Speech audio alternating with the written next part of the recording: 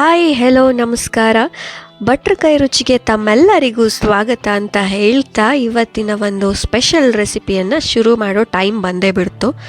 ಇವತ್ತು ನಾನು ಒಂದು ಸ್ಪೆಷಲ್ ರೆಸಿಪಿಯನ್ನು ತೊಗೊಬಂದಿದ್ದೀನಿ. ಅದು ಯಾವುದು ಅಂತ ಅಂದರೆ ಬೆಂಡೆಕಾಯಿ ಗೊಜ್ಜು.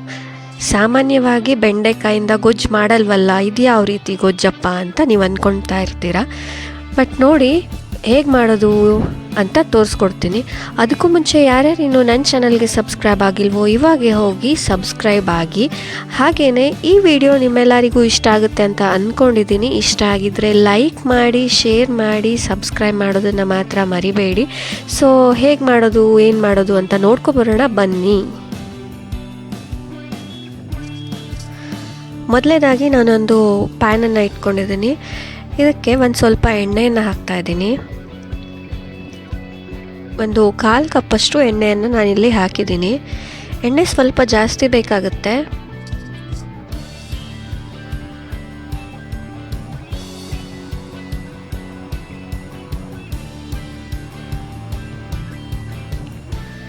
ಇವಾಗ ನಾನು ಮೊದಲನೇ ಒಂದು ಸ್ವಲ್ಪ ಬೆಂಡೆಕಾಯನ್ನು ಚೆನ್ನಾಗಿ ವಾಶ್ ಮಾಡಿ ಅದನ್ನು ಸಣ್ಣದಾಗಿ ಕಟ್ ಮಾಡಿ ಇಟ್ಕೊಂಡಿದ್ದೆ. ಸಣ್ಣದಾಗಿ ಅಂದರೆ ತುಂಬಾ ಸಣ್ಣದಾಗಿ ಅಲ್ಲ, ಈ ರೀತಿ ಮೀಡಿಯಮ್ ಸೈಜಲ್ಲಿ ಇದನ್ನು ಕಟ್ ಮಾಡಿ ಇಟ್ಕೋಬೇಕು. ಇದನ್ನು ಇವಾಗ ಎಣ್ಣೆಯಲ್ಲಿ ಹಾಕ್ತಾಯಿದ್ದೀನಿ. ಎಣ್ಣೆ ಸ್ವಲ್ಪ ಬಿಸಿ ಆದಮೇಲೆ ಇದನ್ನು ಹಾಕಬೇಕು.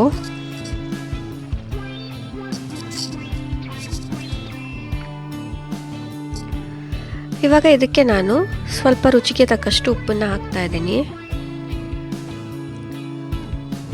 ಅಂದರೆ ಇದು ಫ್ರೈ ಆಗೋದಕ್ಕೆ ಎಷ್ಟು ಬೇಕೋ ಅಷ್ಟು ಮಾತ್ರ ಹಾಕ್ತಾಯಿದ್ದೀನಿ. ಆಮೇಲೆ ನಾನಿಲ್ಲಿ ಹುಳಿ ಪುಡಿಯನ್ನು ಹಾಕ್ತಾಯಿದ್ದೀನಿ. ನೀವು ಆಮ್ಚೂರು ಪೌಡರ್ ಬೇಕಾದರೂ ಹಾಕ್ಕೋಬೋದು. ಆಮೇಲೆ ಆಮ್ಚೂರು ಪೌಡ್ರ್ ಇಲ್ಲ ಅಂತ ಅನ್ನೋರು ಹುಣಸೆ ಹಣ್ಣಿನ ರಸ ಕೂಡ ಹಾಕ್ಕೋಬೋದು. ಬಟ್ ಹುಳಿಯನ್ನು ಹಾಕಿ ಇದನ್ನು ಫ್ರೈ ಮಾಡಬೇಕಾಗತ್ತೆ.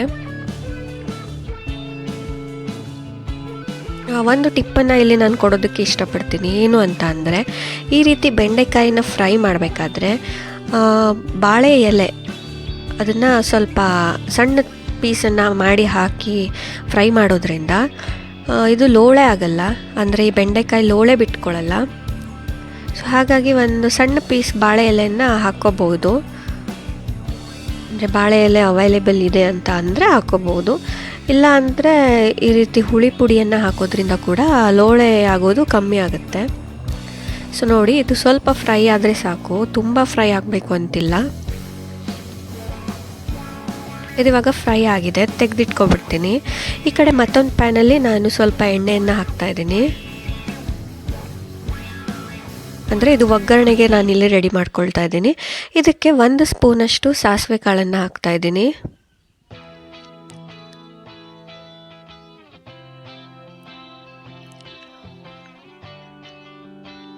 ಆಮೇಲೆ 1 ಸ್ಪೂನಷ್ಟು ಜೀರಿಗೆ. ಇಲ್ಲಿ ಕೊತ್ತಂಬರಿ, ಉದ್ದಿನಬೇಳೆ, ಕಡಲೆಬೇಳೆ ಆ ಥರದ್ದೇನೂ ಹಾಕಬೇಕು ಅಂತಿಲ್ಲ.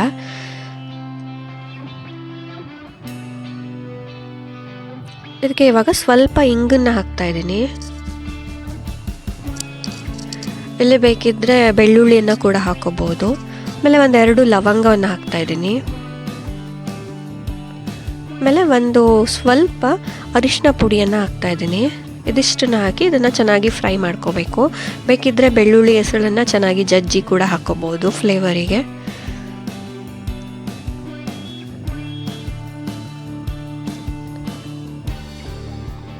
ಇದು ಇವಾಗ ಸಾಸಿವೆ ಎಲ್ಲ ಚೆನ್ನಾಗಿ ಸಿಡಿಬೇಕು, ಅಲ್ಲಿವರೆಗೆ ಫ್ರೈ ಮಾಡಿ.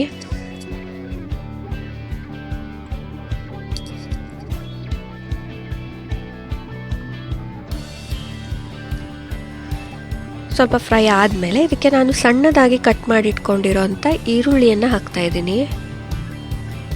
ಇಲ್ಲಿ ಈರುಳ್ಳಿಯನ್ನು ಸಣ್ಣದಾಗಿ ಕಟ್ ಮಾಡಿ ಹಾಕೋಬೇಕು. ಉದ್ದುದ್ದಕ್ಕೆ ಕಟ್ ಮಾಡಿ ಹಾಕ್ಕೊಂಡ್ರೆ ಅಷ್ಟು ಚೆನ್ನಾಗಾಗಲ್ಲ.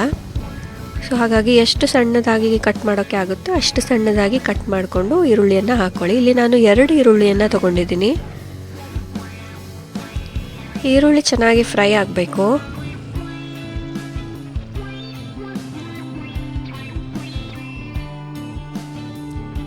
ಇದು ಫ್ರೈ ಆದಮೇಲೆ 1 ಸ್ಪೂನಷ್ಟು ನಾನು ಶುಂಠಿ ಬೆಳ್ಳುಳ್ಳಿ ಪೇಸ್ಟನ್ನು ಹಾಕ್ಕೊಳ್ತಾ ಇದ್ದೀನಿ. ಬೇಕಿದ್ದರೆ ಹಸಿಮೆಣಸನ್ನು ಕೂಡ ಹಾಕೋಬಹುದು.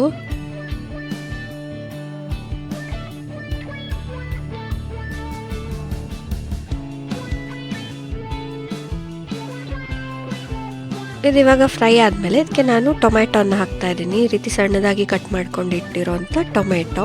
ಇಲ್ಲಿ 2 ಟೊಮೆಟೊನ ತೊಗೊಂಡಿದ್ದೀನಿ. ಜಾಸ್ತಿ ಬೇಕಿದ್ದರೆ ಜಾಸ್ತಿ ಕೂಡ ಹಾಕೋಬೋದು. ಇನ್ನೂ ಸಣ್ಣದಾಗಿ ಕಟ್ ಮಾಡೋಕ್ಕಾದರೆ ಇನ್ನೂ ಸಣ್ಣದಾಗಿ ಕಟ್ ಮಾಡಿಕೊಂಡು ಹಾಕಿದ್ರೆ ತುಂಬಾ ಚೆನ್ನಾಗಾಗುತ್ತೆ. ಸೊ ಇದು ಇವಾಗ ಟೊಮ್ಯಾಟೊ ಸ್ವಲ್ಪ ಸಾಫ್ಟ್ ಆಗ್ತಾ ಬರಬೇಕು, ಅಲ್ಲಿವರೆಗೂ ಇದನ್ನು ಚೆನ್ನಾಗಿ ಫ್ರೈ ಮಾಡಿ.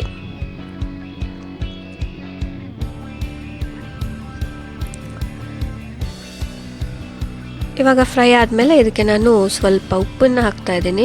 ಆಲ್ರೆಡಿ ಬೆಂಡೆಕಾಯಿಗೆ ನಾನು ಉಪ್ಪನ್ನು ಹಾಕಿದ್ದೆ, ಸೊ ನೋಡಿಕೊಂಡು ಇಲ್ಲಿ ಎಷ್ಟು ಬೇಕು ಅಷ್ಟನ್ನ ಹಾಕೋಬೇಕು.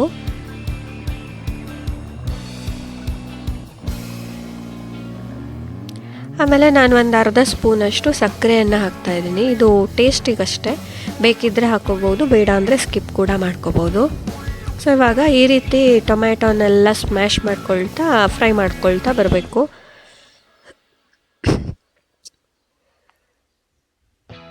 ಈ ಟೊಮ್ಯಾಟೊ ಸಾಫ್ಟ್ ಆಗಿದೆ, ಹಾಗಾಗಿ ಚೆನ್ನಾಗಿ ಸ್ಮ್ಯಾಶ್ ಆಗ್ತಾ ಬರುತ್ತೆ.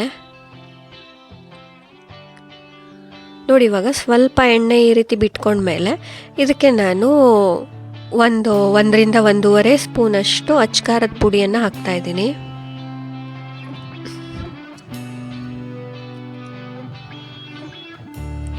ಆಮೇಲೆ 1-2 ಸ್ಪೂನಷ್ಟು ಕಡಲೆ ಹಿಟ್ಟನ್ನು ಹಾಕ್ತಾಯಿದ್ದೀನಿ. ಇಲ್ಲಿ ಕಡಲೆ ಹಿಟ್ಟು ಯಾಕೆ ಹಾಕ್ತಾಯಿದ್ದೀನಿ ಅಂತ ಅಂದರೆ ಒಂದು ಸ್ವಲ್ಪ ತಿಕ್ನೆಸ್ ಬರಲಿ ಅಂತ ನಾನಿಲ್ಲಿ ಕಡಲೆ ಹಿಟ್ಟನ್ನು ಯೂಸ್ ಮಾಡ್ತಾಯಿದ್ದೀನಿ. ಅಂದರೆ ಗೊಜ್ಜು ಅಂದರೆ ಸ್ವಲ್ಪ ತಿಕ್ಕಾಗಿರುತ್ತಲ್ಲ, ಹಾಗಾಗಿ ಸ್ವಲ್ಪ ತಿಕ್ನೆಸ್ಗೋಸ್ಕರ ನಾನಿಲ್ಲಿ ಕಡಲೆ ಹಿಟ್ಟನ್ನು ಹಾಕಿದ್ದೀನಿ. ಸೊ ಇದನ್ನು ಚೆನ್ನಾಗಿ ಫ್ರೈ ಮಾಡ್ಕೊಳ್ಳಿ. ಕಡಲೆ ಹಿಟ್ಟು ಹಾಕಿದ್ಮೇಲೆ ಸ್ವಲ್ಪ ಚೆನ್ನಾಗಿ ಫ್ರೈ ಮಾಡ್ಕೋಬೇಕಾಗತ್ತೆ. ಆಮೇಲೆ ಒಂದು ಸ್ವಲ್ಪ ನೀರನ್ನು ಸೇರಿಸ್ಕೊಳ್ತಾ ಇದ್ದೀನಿ. ಇವೆಲ್ಲ ಇವಾಗ ಒಂದ್ಸಲ ಚೆನ್ನಾಗಿ ಮಿಕ್ಸ್ ಮಾಡ್ಕೊಳ್ಳಿ.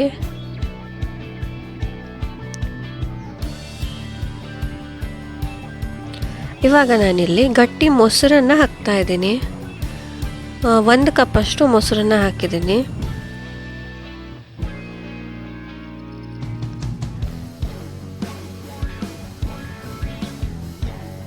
ಗಟ್ಟಿ ಮೊಸರನ್ನು ಹಾಕ್ಕೊಂಡ್ರೆ ತುಂಬಾ ಚೆನ್ನಾಗಿ ಬರುತ್ತೆ ಟೇಸ್ಟು.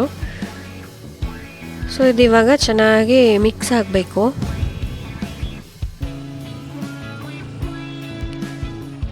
ಇವಾಗ ಎಣ್ಣೆ ಎಲ್ಲ ಮೇಲ್ಗಡೆ ತೇಲ್ತಾ ಬರಬೇಕು, ಅಂದರೆ ಇದು ಚೆನ್ನಾಗಿ ಕುದ್ದು ಎಣ್ಣೆ ಮೇಲ್ಗಡೆ ತೇಲ್ತಾ ಬರುತ್ತೆ, ಅಲ್ಲಿವರೆಗೂ ಇದನ್ನು ಈ ಥರ ಫ್ರೈ ಮಾಡ್ತಾ ಬರಬೇಕು.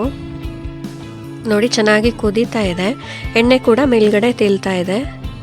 ಸೊ ಇಷ್ಟಾದರೆ ಇವಾಗ ಸಾಕು.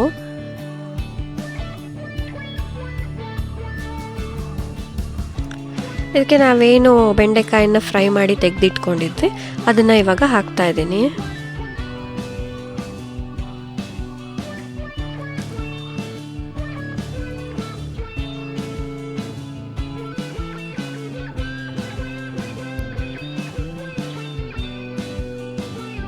ಇದನ್ನು ಅಷ್ಟೇ ಚೆನ್ನಾಗಿ ಈ ರೀತಿ ಮಿಕ್ಸ್ ಮಾಡ್ಕೋಬೇಕು.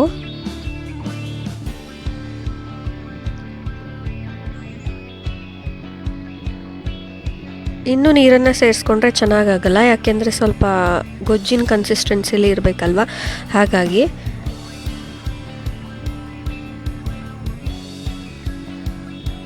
ನೋಡಿ ಇವಾಗ ಇದನ್ನು ಅಷ್ಟೇ ಕುದೀತಾ ಇದೆ. ಇವಾಗ ಲಾಸ್ಟಲ್ಲಿ ನಾನು ಕೊತ್ತಂಬರಿ ಸೊಪ್ಪನ್ನು ಹಾಕ್ತಾ ಇದ್ದೀನಿ.